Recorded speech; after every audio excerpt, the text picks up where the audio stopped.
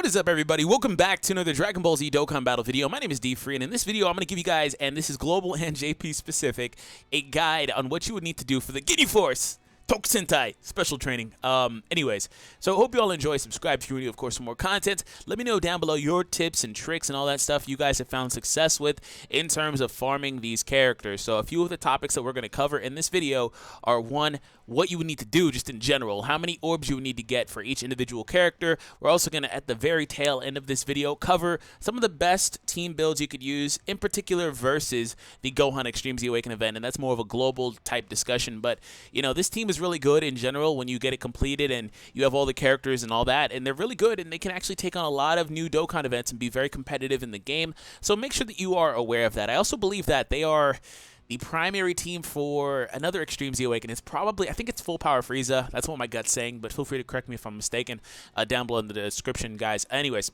so as it pertains to this, just like all the Dokkan events, just like the orb stages, they are on a daily rotation. So the first day of the week, you have access to Birder. Second day, Guldo. Then you have the Guldo thumbnail. Looks pretty cool. Then you have access to Ginyu. Then you have Jace. And then you have access to Recoome. And the final day, you have the all-open stage, which we'll talk about momentarily. So when it comes down to this, ultimately, I want you guys to screen cap this. This is from the Reddit, so shout out to Dokkan Reddit, of course. Go ahead and check out the community if you would like to. But I will say, by the way, really quick, as it pertains to the teams who would want to run, I did a full Gohan guide. If you want to check that out, the link will be down below in the description. I want to point that out like right now, so you don't have to wait till the end of the video to understand that. If you don't care about this stuff and you mainly just want the Gohan information, again, I did that guide and the best teams and everything you would want to do. So that'll be down below in the description. But again, feel free to screen cap this if you would like to, and just have this as a reference, right? Because you need these number of orbs per character to 100% these characters. So that is what you would need to do. So Ginyu Force's orbs individual, you see some of them vary, so it's not just a linear number across the board. It is different. So let's go back to what we were talking about, though.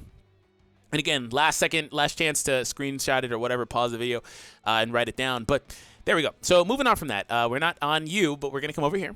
So using Birder as my example, as the first option, you are able to farm a character and orbs on the stage. So as you see here, and we're going to actually do a visual representation of it, in fact, because I do have JP open because I wanted to look at 21. Anyways, I think this is Recoome's stage, but ultimately this is what happens. So just like the normal orb stages as well, when you start off, you have the opportunity to go down one of three paths. The far left one would be the small orbs, the medium orbs would be in the middle, and then the large orbs would be on the far right.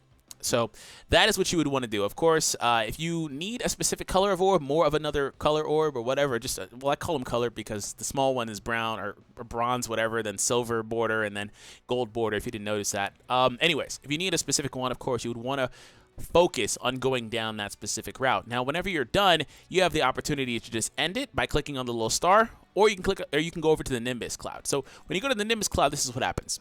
You come over here and you'll fight one of a couple of opponents. Depending on the stage, you'll either fight on this stage, you know, on the one I'm on now, you would fight Recoome or Thouser. If we were on Birder stage, for example, it will be Birder or Thouser, like it lists here, where it says boss. So if you get Thouser, you are guaranteed a character drop. If you get the other character, like, you know, Birder or whoever, you have a chance to get the drop.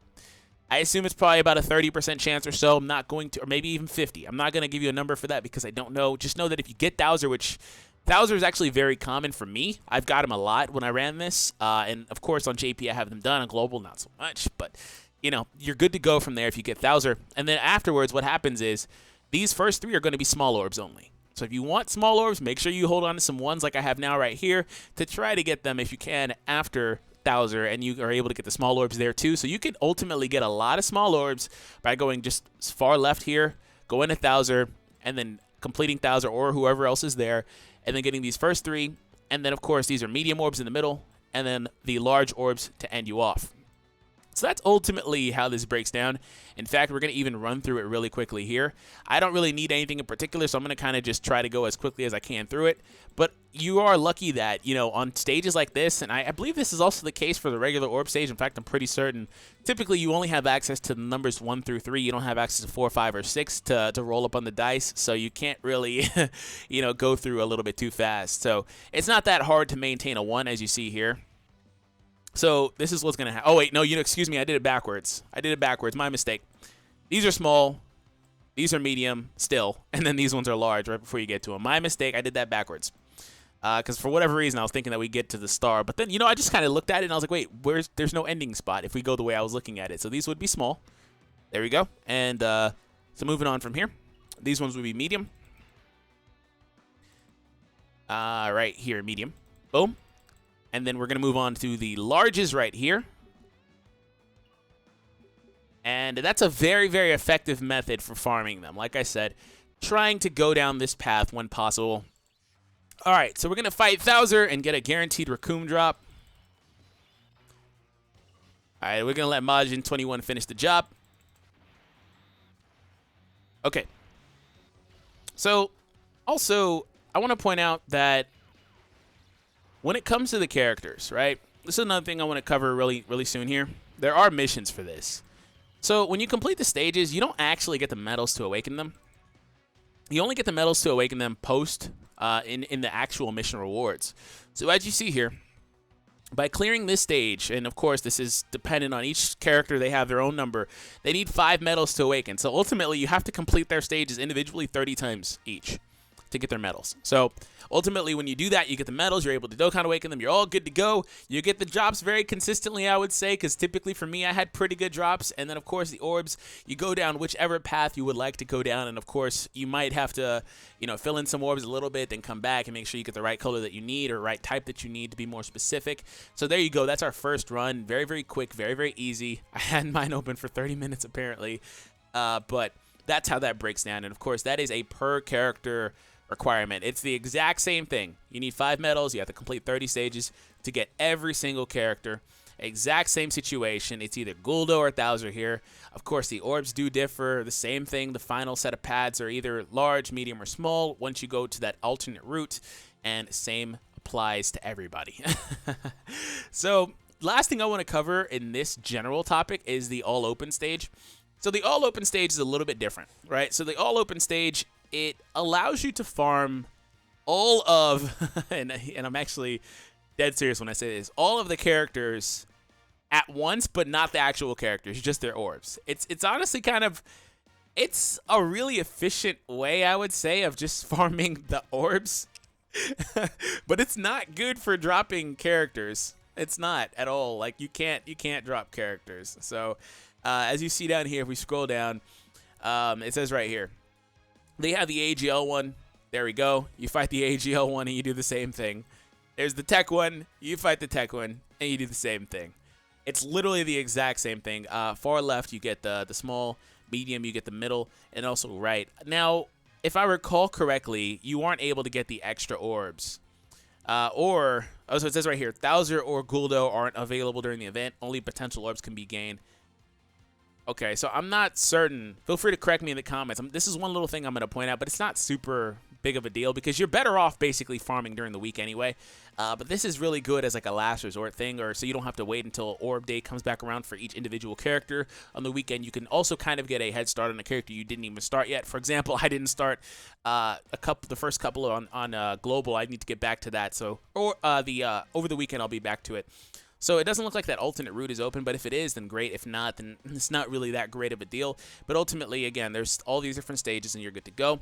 Also, so from there, the event is separate from the ones that are open during the week, and a total of 5 stones can be obtained by clearing each stage. That's pretty awesome, actually.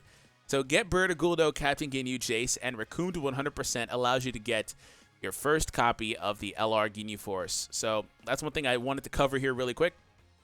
So you do get your first copy. When you get all of these characters to 100% of the potential system, this is your incentive to do it. You get your first copy. The other ones are obtained a little bit differently. I'm sure it'll probably say so here. So when it comes down to getting these dupes, you're able to get 3 of them from the Battlefield shop. Don't know when that's coming to Global. Should come eventually.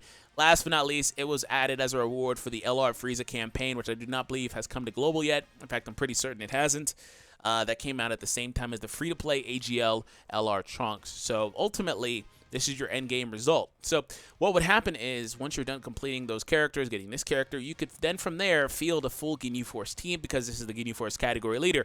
Ultimately, what I would point out is this category in general, like I said, is very, very competitive. Now, they are missing a very, very, again, battlefield type units. I don't know what's going on with that on global, but they're missing a very, very important piece to that team. I think that this unit is really good on the team in place of somebody like a Guldo, but ultimately the team still works just fine. Like, it can still complete just about everything. And the best thing about this team is that, again, they're 100% free to play, and otherwise, you know, they do have access to being the special team for like Gohan's event, and also I believe Frieza's event too, like I mentioned earlier. So when it comes down to Gohan's event, which is a nice segue, I wanted to kind of cover really quickly some of the options you would want to run on a team like that, including units that are and are not a part of the Ginyu Force team in general. So basically free to play versus non-free to play units you might potentially have. So overall, you know, this Gohan, he's obviously the one that's getting Extreme Z Awakened. You should have probably been able to get through the first 30 stages or so. If you haven't, just use the Ginyu Force team, get him to get to stage 30. Then you can get him to level 140 and Extreme Z Awaken him completely.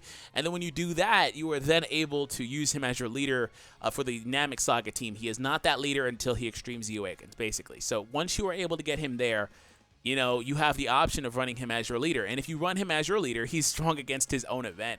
And that also opens up the avenue for you to run a unit like this Goku, who is in tandem. These two basically are like two of the best units in general for this event, especially because you'll be fighting a physical type opponent for the entire time, which segues me into running Jace. Jace is a must on this team. He's too good of a support unit. Also, him predicting where super attacks is incredibly clutch. It'll come in handy like in every scenario. Also being type advantaged against the event is a must. Also, pivoting from there, we have access to the LR. You might as well. They don't link very well with anybody that's not Ginyu Force specific, but they're still really good on this team, and they output very well, especially when they're alongside a unit like Jace or Captain Ginyu, because of the fact that they can trigger links and or get support to them. And otherwise from there, there's not a whole lot that I would really, you know, recommend using. I mean, you can even go as far as to use the LR Frieza leader, or LR Frieza unit, excuse me. I think this unit's really good. I think that it suffers from having key deficiency issues, and unfortunately, this version of the Ginyu Force does not offer key as a support option. But fortunately, though, I will say on the alternate end of the spectrum, the Jace does. So if you were able to just put in like an STR type support, like STR hit, for example, then Frieza would be a very viable option. Or you could also run other Frieza units that would link well with that unit, like this guy. He would link very well with him. You could also run this guy, who I wouldn't recommend because he's an IT type unit. You know, you're good to go from there. Still wondering why these are still here. I mean, they are here because they're Dokkan Awakenings of SR versions of Frieza's that would be in this category, but I don't know why the golden ones need to be in here specifically. It's kind of weird, but okay. But I guess, nonetheless, you could run them as well if you needed Frieza options. So to knock those off, ultimately the team I would recommend using, if you were going for a Namek Saga team, and also this Goku's a really good support option, but unfortunately can't use him if you have the STR. Also this free-to-play Goku, again, another solid option, but not going to be on my final build. I would try to focus more on the Ginyu Force characters as a whole, just in general. So for me, I would say you have access to these 5, and then your last unit is probably Ginyu. I think Ginyu is really good, despite having type disadvantage on this event, because of the fact that he bypasses this event's restriction barrier, in that, you know, characters at some point that are not a part of this category basically start doing reduced damage. Like, Super STR is a really good team just in general. LR Vegito Blue, Super Saiyan 4 Goku, they destroy this event for the most part, but later on, their damage is going to taper off. It's not going to be very good, and then, of course, these characters are just going to be hitting a lot harder, especially if they are applicable to the team, which leads me to something I talked about in the Gohan video. You could just run Super STR with this Gohan and this Goku on the team, and you'd probably be better off than running this type of team. But one of the advantages of running this team in general is that you have access to a full board of units that can actually, you know, bypass that barrier that the event would have in place for specific units. So that's one thing to keep in mind. Otherwise, this would be basically what I would recommend. Again, Ginyu is a little bit subjective because of the type disadvantage, but I think he's too good in tandem with the LR. I mean, 5 links in general right there. I think he's too good in tandem. Also, he's really good individually as well. And if you focus on giving him crit in the potential system, he's going to output very well on this event as well. So, otherwise, I mean, you could also put Raccoon. I think, actually, honestly, for my run, I put Raccoon when I did this on JP, because Raccoon's a really good tank, too. So I think this is what I actually run on JP, but I would probably recommend either or. It doesn't really matter. Guldo has some utility, but he's not as good as the others in a lot of scenarios. Also, just realize these guys have a 150% key multiplier. Or Guldo does. Raccoon does. Jace doesn't. Okay, that's pretty interesting. Okay. Anyways, hope y'all enjoyed. Subscribe if you're new for more content. Like I said, the overall Gohan guide, like I go over a bunch of different teams, like STR that I just mentioned, a whole lot of stuff. Make sure you check that out if you're still struggling with that event, because now the guide is more relevant because Ginyu Force is basically live in the game now. So anyways, make sure you check that out. Link will be down below. Have an awesome day. Thank you for your continued support here on the channel, and I'll catch you all in the next one.